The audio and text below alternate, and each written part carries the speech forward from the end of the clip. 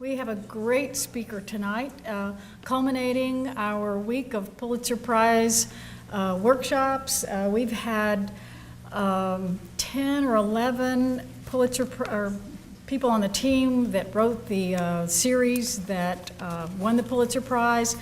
We had journalists that were writers, researchers, data analysts, investigative people on the investigative team, all coming to Villanova, giving their expertise and great inspiration to us. And we want to really thank them for that. And their work has paid off. You know, the incidence of violence in the Philadelphia public schools is going down. And they were the ones that really brought the attention to the situation and made it a cause. I think they it took 20 months to accumulate all the data that they did, and which culminated in their series that won the Pulitzer Prize. So, as I was saying tonight, our keynote speech is by Susan Schneider, the co-lead reporter for the series that won the Pulitzer Prize called Assault on Learning, appropriately titled. And they told us a little bit about how they chose the words carefully that would have the greatest impact, and I think they did indeed. We also have another workshop coming up on tomorrow at 3 o'clock in Falvey 205, and hopefully everyone can come to that. Also, it's going to be on more aspects of multimedia journalism. Of course, this wouldn't be possible without a lot of Villanova programs coming together in recognition of the importance of this event. So I need to let you know who all helped out. And that's, of course, my program, the Concentration in Writing and Rhetoric, the English Department, the Communication Department, Education Department, the Waterhouse Family Institute for the Study of Communication and Society, Peace and Justice Program, the Writing Center, Cultural Studies, and Falvey Library. Oh, in addition, there's a play at the Villanova Theater, How I Learned to Drive, and that's going to be also won a Pulitzer Prize, and it's going to be produced all this week and next week. Also, I need to thank from the bottom of my heart my two co-coordinators, Jody Ross, who's the faculty advisor to the Villanovan, a student newspaper, and my colleague in the English department, and Tom Kizak, who teaches journalism courses in the communication department, and he's going to be introducing Sue, so I'll turn things over to you, Tom. Thanks, Karen. It's my pleasure to introduce our keynote speaker tonight, Susan Snyder. Sue has covered education for the Philadelphia Inquirer since she joined the paper in 1998. She reported on the Philadelphia School District for nearly a decade before becoming the Inquirer's higher education reporter in 2008. That's her current position, but in May 2010, she was brought back from her higher ed beat to join the Inquirer's 5-reporter investigative team on violence in the city's public schools. Along with 4 other reporters, Kristen Graham and Jeff Gamage, who are both here with us this evening, as well as Dylan Purcell and John Sullivan, they served as co-lead reporters of the team that produced the series Assault on Learning. The series has won the Pulitzer Prize for Public Service, as well as a top award from the Investigative Reporters and Editors, a Casey Medal for Meritorious Journalism, and several other accolades. At Villanova, we're always inspired by those who raise awareness about society's injustices. Here to tell us more about what went into this impactful, award-winning series that did just that, a series called Assault on Learning, is Susan Snyder. So please join me in welcoming Sue.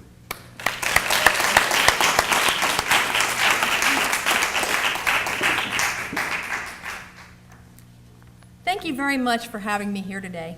And I really want to thank Karen, the students, and the entire Villanova team for hosting this wonderful week of events on campus. Our editor, Stan Wisnowski, asked me to extend an invitation to all of you to come visit us at our new office and sit in on a news meeting so you can learn more about how we work. We're hopeful that by sharing our story this week, it will reinforce the importance of what we do as journalists and the critical role that watchdog journalism plays in a democratic society at a time when fewer news outlets are committed to this brand of time-consuming investigative reporting. The genesis for our series happened in December 2009.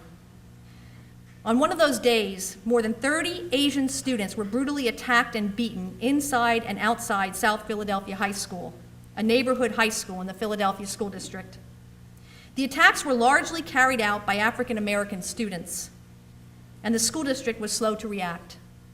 Superintendent Arlene Ackerman downplayed the violence and especially downplayed the racial aspects of it. It took her more than a week to even visit the school, and the Asian community was outraged. My colleagues, Kristen Graham, who's here this evening, she's the current Philadelphia School District reporter, and Jeff Gamage, who has written extensively on Asian issues, began to investigate. The case made international news, and eventually the U.S. Department of Justice and other agencies investigated as well. As awful as this case was, it wasn't that unusual in this Philadelphia School District.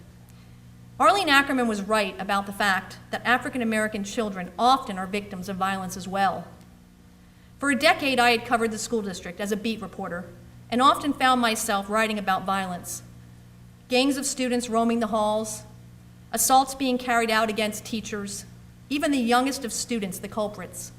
A kindergartner punching his pregnant teacher in the stomach with all his might. A female student who got her face slashed with a razor blade during a hallway brawl. And perhaps one of the most egregious cases, a teacher at Germantown High School who had his neck broken by a 9th grader, which effectively ended his teaching career. One of our top investigative reporters at the paper, John Sullivan, went to the editors and said he wanted to explore the problem of school violence. The editors agreed that it was time to investigate the violence epidemic like never before. So they assembled a team of reporters who largely would be detached from all other assignments. I was asked to join the team because of my extensive background in the school district. It meant leaving the higher education beat, which I had since gone to, and I was just hitting my stride there, but thought back to all the stories I had written as the school district reporter, and I had always wished I had the time to go deeper. This was my chance. The paper also asked Dylan Purcell, our computer assistant reporter, to join the team. He was responsible for creating and analyzing a database of more than 30,000 serious incidents that had occurred in the school district, pointing out trends in violence that we would not have been able to detect any other way. Kristen, the current beat reporter and one of the best in the country in the use of social media, and Jeff, a gifted writer and reporter, rounded out the team. Jeff not only got himself embedded for 6 months at South Philadelphia High School, but so endeared himself to the principal that he was given his own locker at the school. The series was edited by Mike Leary, a master at both conducting investigations and bolstering the writing, and Rose Ciota, who is an expert in both education and online presentation. We also were aided by several talented photographers, David Swanson, Ron Tarver, and Sharon Kokoski-Kimmel, whom you've met this week, as well as Frank Weiss, our senior editor for multimedia projects, who brought the series to life online. Early on, our assignment was simple. Contact everyone we knew in and around the district to get their perspective of violence in the schools. We interviewed hundreds of teachers, students, administrators, school police officers, community advocates, and others exhaustively.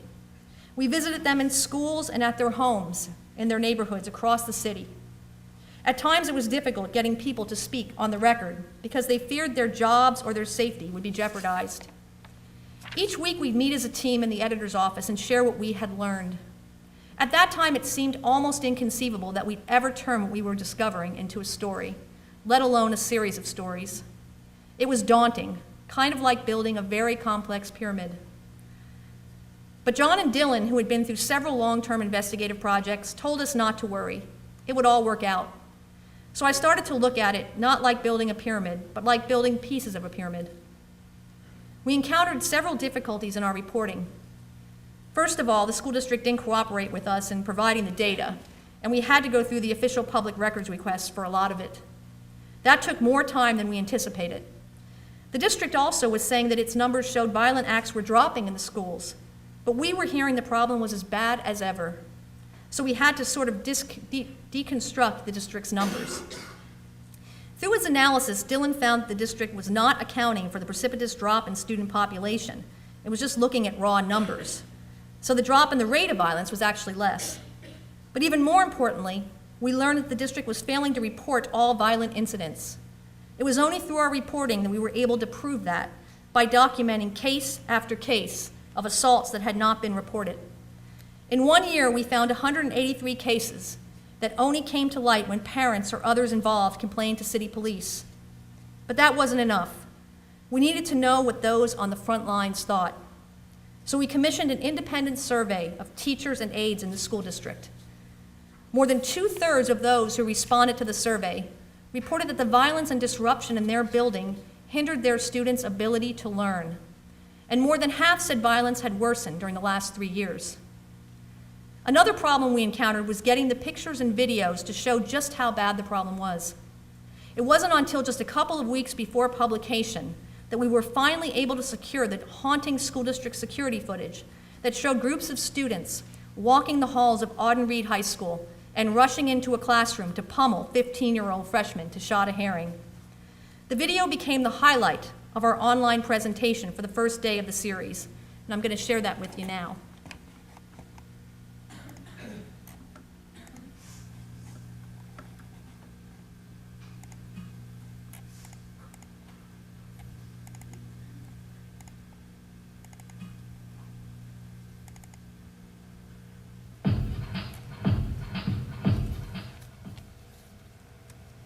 On the morning of January 22nd, 2010, Auden Reed High student Tashada Herring went to school worried.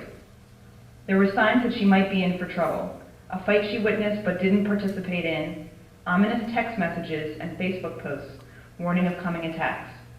Tashada was so anxious in her first period algebra class that teacher Michelle Davis sent her to another room to calm down and take her test. And she came in very upset, saying that she didn't want to take the test. I don't remember exactly what else she was saying, and I told her she either had to sit down and take the test quietly or she was going to have to leave. But when Tashada saw girls engaging in a pre-fight ritual, fitting scarves to their heads and smearing Vaseline on their faces to keep hair from getting pulled out and faces from scarring, Tashada was sure they were coming for her. I had to watch my surroundings. So she told me to get out of the classroom and go across the hall, and when I went across the hall, they followed me. But Tashada couldn't calm down, even in Bryn Keller's classroom. She kept looking out into the hallway. Eventually, Tashada saw a band of 15 to 20 students, including the girls in headscarves she'd seen on her way into school, roaming the hallways. They looked into every classroom window they passed, searching for their target, Tashada. Eventually, they spotted her in Keller's classroom, and they burst into the room. It was one male student followed sort of by a group of students. And they came in, and one female asked me questions, and she asked me questions, and I guess I didn't give her the answer she wanted, so she hit me, and then we started fighting. There were maybe 10 to 15 students attacking her, with, a growing number of students coming into the classroom to watch. The attack left Tashada bloody and sore. Chunks of her hair were yanked out from the front half of her head. There were welts on her face and a lump under her eye. It was important to Tashada that she not show weakness, but the damage to her body was undeniable. They called me and told me that they jumped on Tashada. And I wasn't angry, I was afraid because I didn't know what the heck happened to my kid.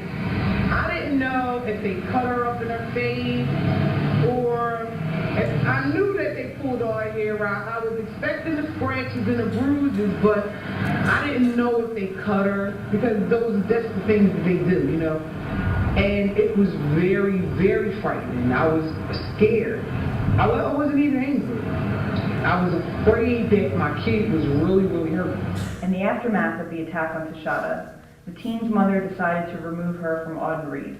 The school was too dangerous for her daughter, she said. How did you allow these children to walk around in the halls as long as you did so that they can do whatever it is they're doing? It doesn't have to be that they jump on my kid. How did you allow them to walk around the halls as long as you did and not say anything? Tashada is now enrolled at Overbrook High, another city public high school that's on the state's persistently dangerous list. One of the key things that I was able to bring to the project was sourcing. Because I had covered the district for so long, I knew it better than some of the people who worked there. People trusted me and wanted to give us information because they knew this was a serious problem. I was able to obtain internal school district police reports with the names, addresses, and phone numbers of both victims and perpetrators. That allowed us to find Tashada, Tamika, our student who became the lead of the Day 2 story, and the little boy who became the lead of Day 3, and many others. Kristen, who was very, very good at Twitter, Facebook, and other social media, reached a whole other group of sources who told us their stories. Hearing from all of these students, parents, and educators firsthand meant everything. It brought the numbers in our data analysis to life. I'd just like to share one more video with you here of Tamika.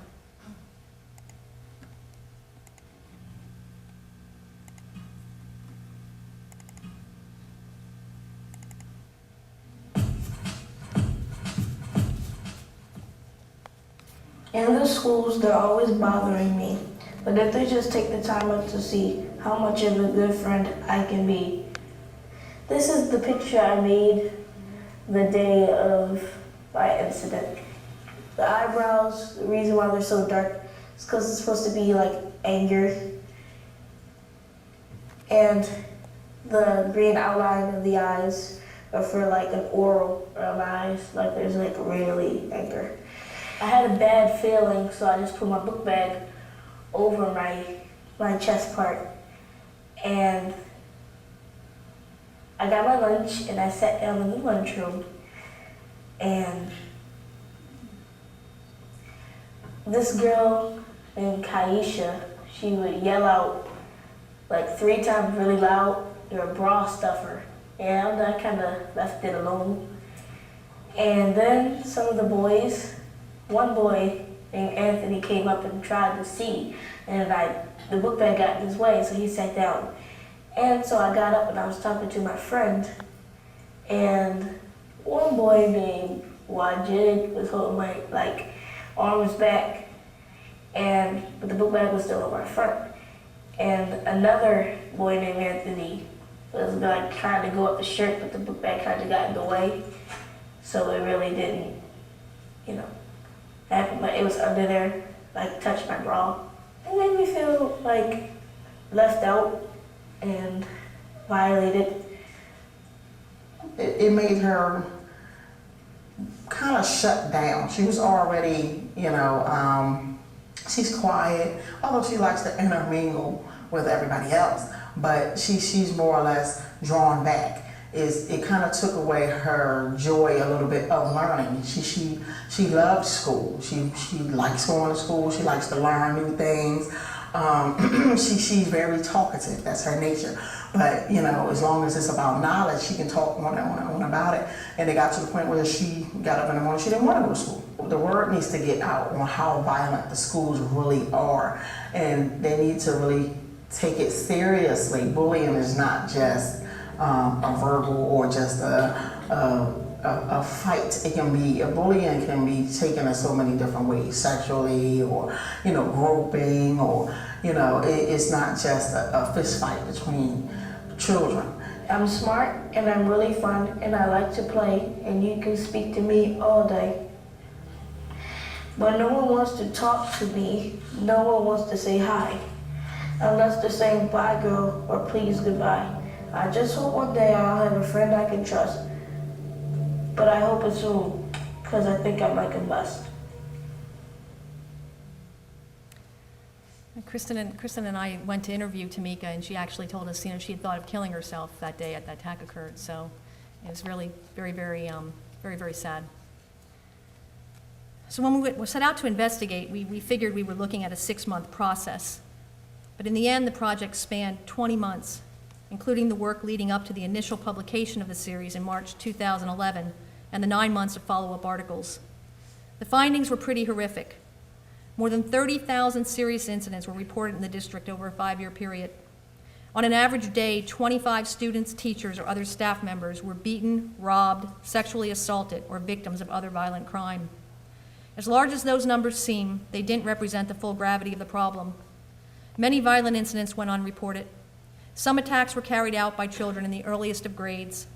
The school district's main intervention program for troubled students was little more than a paper shuffle. And though the system had some schools with good violence prevention programs, it had failed to implement those programs district-wide. The district downgraded incidents that resulted in serious injury and failed to devise effective plans to improve the most dangerous schools.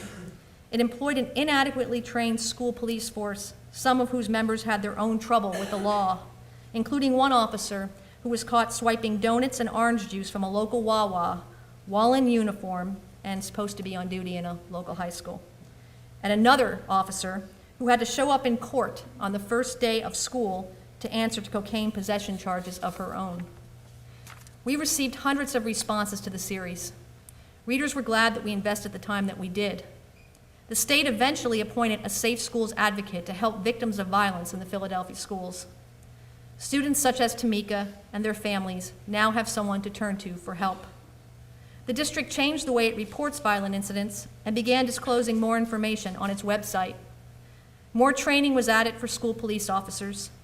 The superintendent and many of her administrators are gone now for a variety of reasons. The new leadership early on gave the signal that they were taking the problem seriously by forming a safety committee to look for answers. That group decided largely to focus on prevention. Principals participated in a multi-day safety summit before the start of school this fall, leaving no doubt that safety would be a priority in the year ahead. The district also revised its student code of conduct. As we worked on the series, our newspaper, as well as many other newspapers around us, were facing extraordinary challenges that would cause even the most committed journalists to question their chosen profession. There was another round of layoffs, another round of tearful goodbyes to colleagues who shared our passion and our dreams. The paper went up for sale again, and we didn't know what that was going to mean for us. When we were in the middle of the series, the top editor of the paper was removed. And when we were in the middle of writing the series, one of our editors left the paper to take another job. Even our iconic headquarters were sold to generate revenue. But the Inquirer's commitment and our commitment to the project never wavered. Both Bill Marimo, who launched the project as executive editor, and Stan Wisnowski, who became executive editor during the project and saw it through, supported the team and the work, no matter how long it took. That commitment at the very top ranks of the Inquirer was crucial to our success. I'll always be grateful to the Inquirer for giving me and our team the opportunity to do such important work. And that includes all of our colleagues at the paper who picked up the extra work while we were detached. That was so special about receiving the Pulitzer Prize for public service. It really is a staff award and recognizes an entire newspaper for its work. It was mid-March when rumors started spreading that our project was a finalist for the Pulitzer in Public Service, considered the most prestigious award in journalism. We heard as finalists we were up against some of the biggest papers, most powerful papers in the country, including the New York Times and the Miami Herald. We couldn't believe it. The weekend before, we hadn't heard any news and thought we might, and it was almost impossible to think about anything else. And let me just say here that, obviously you do this kind of work because you want to bring change into your community, you want to make things better. But as journalists, the Pulitzer Prize is sort of a thing that, is the greatest accolade you can get. But I just want to say it really is about the work, but winning the prize was also a highlight, so I wanted to share that with you. On the morning of the Pulitzer announcement, Jeff called me at home. We had no idea what the day would bring, but he told me that Stan, our executive editor, had just told him that he had asked John, who had since left the paper to go to work for Northwestern University, to fly to Philadelphia as soon as possible. That's when it hit me. Oh my God, they think we won. We actually may have won. That was the first time of several times that day that I cried. It was the beginning of perhaps one of the most memorable days of my life. When I got to the newsroom, almost immediately I went out to lunch with the team, just the 5 reporters. We wanted to be together before the announcement, just to reflect on what we had been through and accomplished together. People were already hugging us and congratulating us when they saw John, but as far as we were concerned, we didn't win until it was actually announced. When we got back to the newsroom, Stan called us into his office for a last-minute pep talk.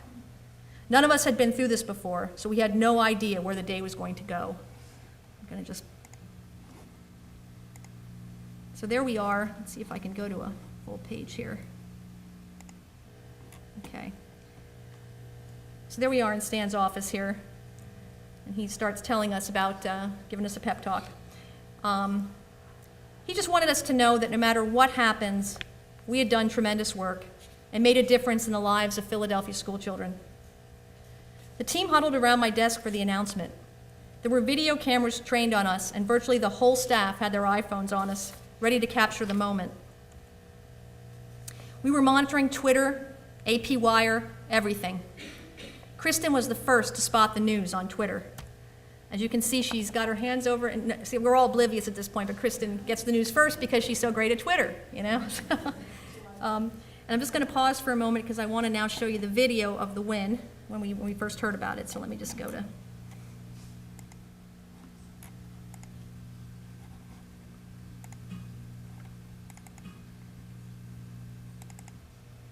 Someone's reporting we won!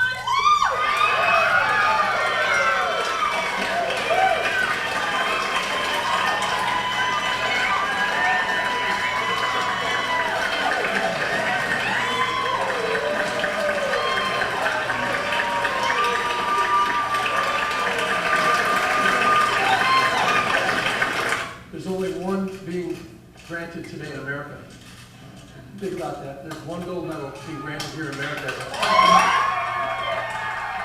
I thought this was the best day of my life. I'm like thrilled. I'm thrilled for the paper. I'm thrilled for the team. I'm proud and privileged to be a reporter at the Philadelphia Inquirer, never more so than today. The gold medal for public service is the best of the best. It symbolizes a news organization's commitment to its community, to public service, to provide the spark to ignite change that improves our hometown. This series did it better than any series that I've seen at the Philadelphia Inquirer. Oh my goodness, so excited and proud of the staff. It's an award for everyone. Just kind of, it feels like a dream. I had Twitter, I was looking at the AP Wire, it felt surreal. It felt like someone else's life. Only we can do this. Only the professionals in this room can do this. And that's going forward, that's what we have, what the rest of the media pack does not have, and that's going to be our saving grace forevermore.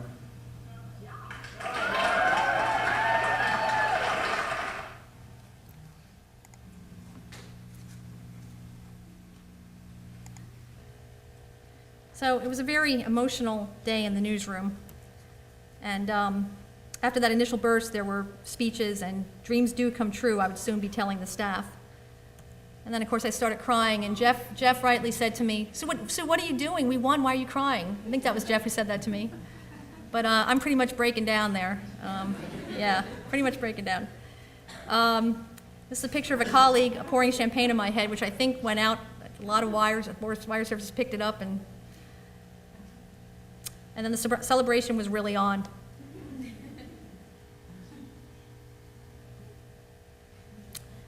David Swanson, our photographer, asked me to turn around and ask me what I thought, and I just gave him the big thumbs up.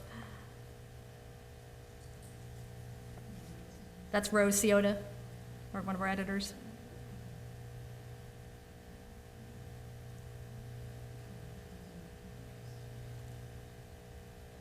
So we were very happy, as you can see. That was Stan when he was going to get on the desk and give his speech from the desk. And that's Kristen and her father in the background there. We were talking about that today, and we think he was very moved. We weren't sure if he was actually crying or not, but. So I was openly drinking beer in the newsroom that day, which was certainly not an everyday occurrence. But, you know, of course, we're in a newsroom, so I was actually in Mike Leary's office. We were hanging out afterwards after the announcement. Then I realized that I had to do interviews. I had to be coherent, even though I had all this adrenaline running through my body, not to mention champagne in my hair. And this was a national radio interview. I don't even know, I think it was CBS National Radio. Someone handed me the phone and said, here, talk to them. And then afterwards we went out to dinner, and I can't recall, what was the name of the restaurant, Kristen, do you remember? Yeah, somewhere in South Philly. We had a wonderful time. And that's Stan and his wife, Jeff and his family, and that's Dylan. So, of course, I didn't want to drive home at that point. I mean, it was a long day and I had champagne in my hair, and Kristen graciously gave me a ride home. The next morning, I'd forgotten that I left my car at work, so when I went outside to head to the office all dressed up, I'm like, where's my car? And then I'm like, oh no. So I rode my bike in, and guess who was there to snap the photo? Dylan. So that was the morning after. And really, what's happened since that day is my life has felt like a fairy tale, and all of my colleagues, I think, would say the same. The next morning, my cell phone was ringing, and it was Mayor Nutter congratulating me, and I know he called others on the team as well. Kristen received flowers from her dentist. She's also a major Phillies fan, and Shane Victorino has always been her favorite. Shane called her to congratulate her, and he later invited the whole team to batting practice where we got to pose for pictures with him. And there we are. The newspaper hosted what felt like Cinderella's ball at the National Constitution Center. We were allowed to invite family and friends. And they actually did storyboards of each day of the series, greeting us as we walked in. And there's Kristen looking like Cinderella, I think. I'm a graduate of Indiana University of Pennsylvania, and two of my professors who still work there, Randy Jessic and Pat Heilman, invited me to speak at IUP's journalism commencement last May. Randy gave me the honor of handing out the diplomas to the students. Jeff this month returned to his alma mater, James Madison University, to speak and advise the student newspaper staff. I've heard from so many people who I hadn't talked to in years. My high school English teachers, former editors, the woman who lived beside me sophomore year at IUP and now works there, who I hadn't seen since sophomore year, I think. My ex-husband, and even the mother of a little girl I wrote about more than 20 years ago who died of bone cancer. After I spoke at IUP, the Inquirer decided to run excerpts of my commencement speech in which I talk about getting a 970 on the SAT. That was 970 out of a possible 1,600 that time on the verbal and math sections. And what I told the graduates is that what I've learned in this life is that another measure is far more important than the SAT score you were tagged with as a teenager. That's heart. And I told them that on that particular scale, the scale of the heart that is, I am a 1,600. A perfect score, forever tied for first place. And that's how I've approached my career and my life. I got some wonderful responses to the speech. One retired teacher wrote, I read it to my grandchildren and posted it on our refrigerator. I got another email from a student at Fordham University. He wrote, thank you for giving me a little more courage to continue to fulfill my dream of one day becoming a doctor. Your article was moving, and I just wanted to let you know that you're certainly very appreciated. Another wrote, as a recent graduate from Cabrini College with a major in English, it makes me hopeful to know that despite the obstacles we all face in the workforce and beginning our careers, it is never too late to achieve our goals and create our own path. I am interested in writing film, which is a very difficult field to break into, as all of my professors regularly tell me. But stories like yours give me hope that working hard regardless of the hurdles is a way to succeed. And then, of course, I got the smart aleck responses from some of my friends, not necessarily about the Pulitzer, but not about the speech, but just about winning the Pulitzer. So I have a group of high school friends, and we still get together regularly. Back then and still now, we call ourselves the 7 Friends, because there are 8 of us, and each of us has 7 friends. So one of them wrote an email out and copied all the others, and it said, going forward, others in her company will be sadly marginalized. If a minivan full of the 7 friends tumbles over a cliff, a la Thelma and Louise, the Inquirer headline will read, van plummets, Pulitzer Prize winner and others perish. So they're all trying to figure out how to distinguish themselves from that others category now. But on a serious note, I think the most gratifying email we received was from the school district itself. It came in the day the Pulitzers were announced. It was from Fernando Gallard, the chief spokesman. And here's what it said. The members of the School Reform Commission and the leadership of the school district want to congratulate you and your colleagues on winning the Pulitzer Prize for public service. It is a well-deserved, prestigious prize that highlighted an issue that is so important to all of us. We are diligently working on new programs to increase safety in district schools, ensuring that every school in the district is a safe, high-performing school. Your unwavering commitment has made a difference in our schools. We could not have been paid a higher compliment. Assault on Learning has won several other prestigious awards, including the Casey Medal for Meritorious Journalism, which will be presented by the Journalism Center on Children and Families in Washington, D.C. in October. It also won a top award from investigative reporters and editors, which we received in June at a convention in Boston. In addition to television and radio appearances, I have been asked to present the work in a variety of forums this fall, including at the Associated Press Media Editors Conference, which I did last week in Nashville, at Bloomsburg University, where I was last weekend, and at the New England First Amendment Institute in Boston, where I'll be on Sunday. Next month, I'll appear on a Pulitzer panel at Columbia University, which is where we received the Pulitzer Prize last May. And what a day that was. And of course, I wanted to show you guys some photos from that day. It was held at the Lowe Memorial Library, and that's the library. And that's Sig Gisler, he was the administrator of the Pulitzer Prizes. And when you're in journalism, you hear his name for years on end. He's like this icon, and it's really great to be able to see him. There some of us are at the table. That's David Swanson and Ron Tarver, two of our photographers. And that's when we went up on stage to receive the award. 5 reporters together. That's John on the end here, and then Dylan, myself, Jeff, and Kristen. And that's the entire team, including the editors, photographers, reporters. That's our certificate. That's the gold medal. And of course, each of us wanted our picture taken with the gold medal because it was very, very exciting. It's Rose.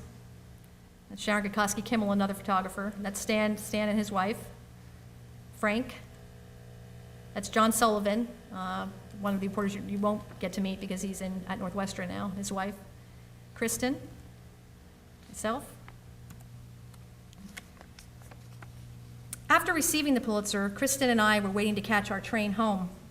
We heard a street musician playing Somewhere Over the Rainbow. The moment was surreal. And indeed, there are some mornings I wake up and wonder if it all really happened. Did we really get over the rainbow? Then I look at the Pulitzer crystal on my mantle and smile. Looking back on my career, I can tell you that I wouldn't have done anything differently, even knowing the condition that the industry is in today. It's been an incredibly interesting and rewarding profession. So despite all the challenges that we're facing as an industry, I still have hope. We'll all need to become more versatile, like my colleague Kristen, who has nearly 4,000 followers on Twitter.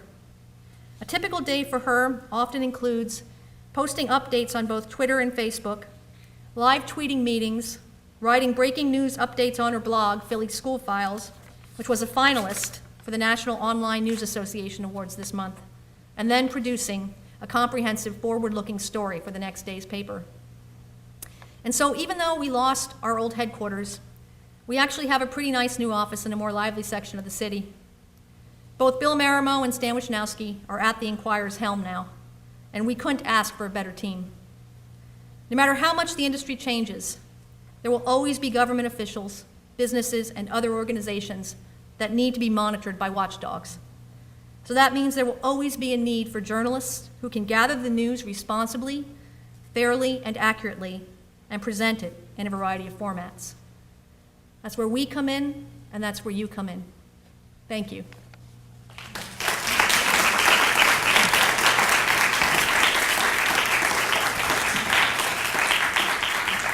I'm sorry. We'll open it up to questions now. I'd like Kristen and Jeff to come on up, and if you guys have any questions, we're happy to answer.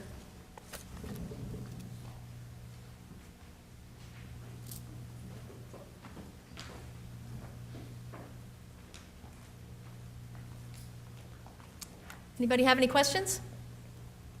Yes. I'm sorry. I'm sorry. Do you want to go first? I'm sorry, go ahead. Is there any plan for any follow-up to see, over the years how things are going? Well, I cover the school district day to day, and so I often write stories about violence, anti-violence programs, so it's definitely something that we're still paying attention to as a paper. But for, was it 9 months after the series ran, Sue was still detached to just write about it. So we certainly followed it closely in the months after the series ran, and we will continue to look at it. Any other questions? Yes? You said that you initially anticipated it taking 6 months to do the investigation, and then it ended up lasting 20 months. How did you organize all of your findings and aggregate all the data that you collected? Yeah, I mean, we were hopeful about 6 months. I think one of the things that happened was we thought we'd be able to get the data a lot more quickly than when we did, actually. And we didn't end up getting the data, I don't think, until October.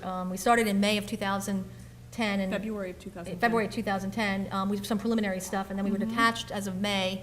But we didn't get the data until I believe it was October of that year. So either September or October. It was very late. So that's one of the things that set us back. And then as we investigated, we just kept finding more and more things. In terms of how we organized, early on, we would have meetings in the editor's office and we'd sort of talk about what we learned each week. We each kept our own separate note files, and after we'd have interviews, we'd, download our notes, make sure we had them in organized fashion so we could go back and see what we had.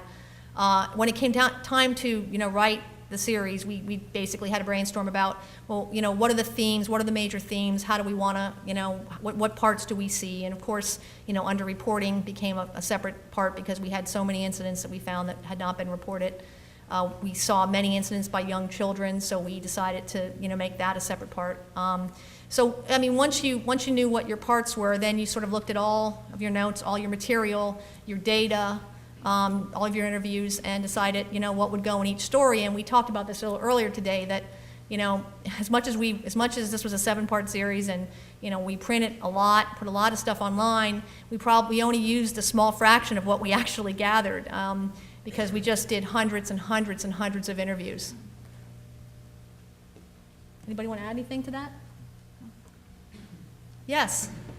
What do you think will happen if the school district closes 50 neighborhood schools? Will violence increase? Will violence stay the same? What will happen? I think that a lot of the climate in a school is all due to the principal. So the principal sets the tone.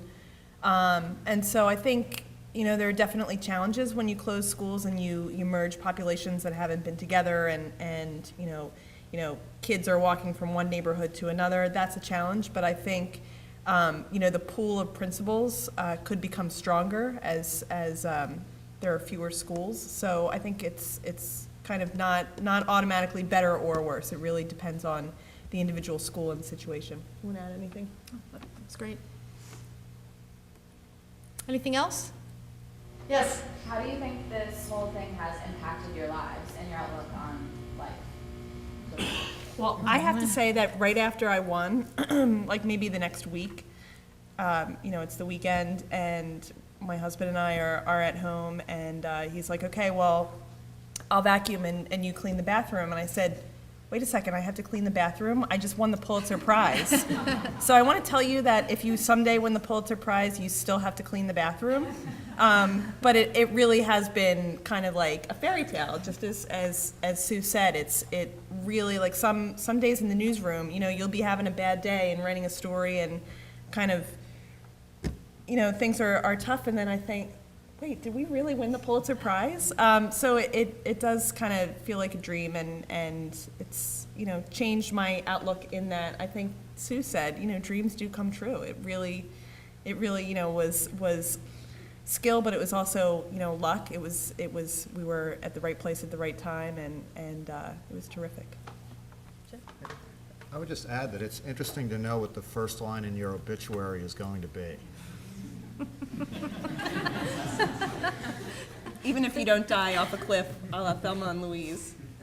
Yes. Yeah. I mean, I think, obviously, we're all journalists. We're back doing our regular jobs. I don't have quite as much time for higher ed as I've had, but that's going to change. This is all going to run its course, and I'll be back being a beat reporter again, just like I always have been, which I'm very happy about because I love covering education. So, yes. What are the chances for similar sorts of engagement given the financial status of the paper? Well, I think, the Inquirer is committed to investigative reporting. Bill Marimo, that's really what he emphasizes, and Stan. Very important to them. I think the model going forward may not be having so many investigative reporters, like John was an investigative reporter solely, didn't have a beat.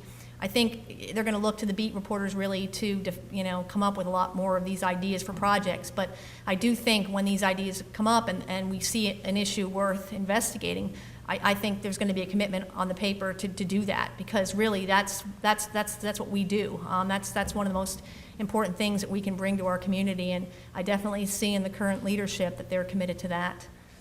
And as Stan said in the video that Sue showed, that's how we distinguish ourselves from the rest of the media pack. We have, the resources to do things that other news organizations don't, and so investigations, I think, have to remain a really big part of what we do. I'm weirdly more confident than ever, and I've been at the Inquirer for almost 25 years. I feel better now about investigative reporting than I have in many years, just because, we did win the Pulitzer Prize. It's created a lot of momentum going forward. I think it's a way to differentiate ourselves from the rest of the pack, so I'm very hopeful and confident. Anything else? Yes? What have been some of the major criticisms of your piece, and how do you respond to them? Well, I think, some of the things we heard early on was, I know one of the pieces that we got some pushback on was we did a piece about, I went to Houston and wrote about armed police officers down there in those schools. Actually, full-fledged police officers go through the police academy and carry guns. And the reason we did that is early on, the city leadership had mentioned that they thought that might be something that they were going to look at, but they eventually did not, backed off that. But we got a lot of criticism for that. People thought we were trying to say that we think, they should put armed police officers in the schools, which we were just showing this as one way of doing it, given what city leadership had said. I think there was some other pushback from some of the student advocate groups at times, feeling that, that they felt, I think like the discipline code was perhaps too tough and was causing some of the problem. Maybe they felt we didn't put enough emphasis on that, but I do think we did some of that. We did a piece on out-of-school suspensions and how they, fail to work, and so, am I missing anything? The one other criticism that I can think of there were some people who raised the suggestion that we were glorifying, that we were, putting too much emphasis on violence perpetrated by African American students. And our strong defense to that is the vast majority of victims of crime in the Philadelphia School District were also African American students. So it's not something that we, even though it was a racial incident at South Philadelphia High School that sort of, was the spark for the project, we really felt strongly that, it certainly wasn't a project that was looking at one particular race. It was something that really affected kids of all races. Anything else? Yes? I might as well. Go ahead, sure. Can you talk about the role of the community, what role the community played in South Philly, and what role the community may have going forward? In South Philly? In South Philly or anywhere else? Community in South Philly, the Asian community was very active around South Philadelphia High and the assaults there. The neighborhood itself around South Philly, one of the big problems at the school is that the neighborhood is kind of disassociated from the school. It's a very tough neighborhood. All the problems of urban America are present in that South Philadelphia neighborhood. And I know the new leadership at the school has made a real effort to engage parents and bring parents more into the school. And that's still evolving and playing out. Yes? What are your goals going forward? Our goals? Just in general with reporting and journalism. With our careers? Yeah, personally, yes. That's tough. Someone asked me that this weekend too, and can you want to go first? I'd like to remain employed. Like, it's haha, but I mean, it's a really tough industry, and obviously I think we all feel like we have a measure of security with winning the Pulitzer Prize, but it's an industry in transition. No one's figured out the business model yet. How to operate a newspaper and be profitable and employ journalists. But that's one concern. But I think we all just feel like we want to keep doing important work. We felt like it was really crucial that we shine a light on this issue, and even though it took 20 months and a lot of blood, sweat, and tears, you know, it was worth it. And I'm sure you guys feel the same way. I just want to keep writing stories that matter. Yep, I would absolutely, you know, I mean, this was a great opportunity. You know, to be able to have this kind of time, you know, to spend on a project is really kind of a luxury in our profession. So we're grateful to have had it. And no matter what happens going forward, I mean, no matter whether I'm on another investigation or I'm a beat reporter, you know, I just want to make sure that I can, you know, find and tell the most important stories of the day and make a difference in the community. I never had a career plan beyond trying to find and do the next good story, and I'm just going to keep doing that. It's worked so far.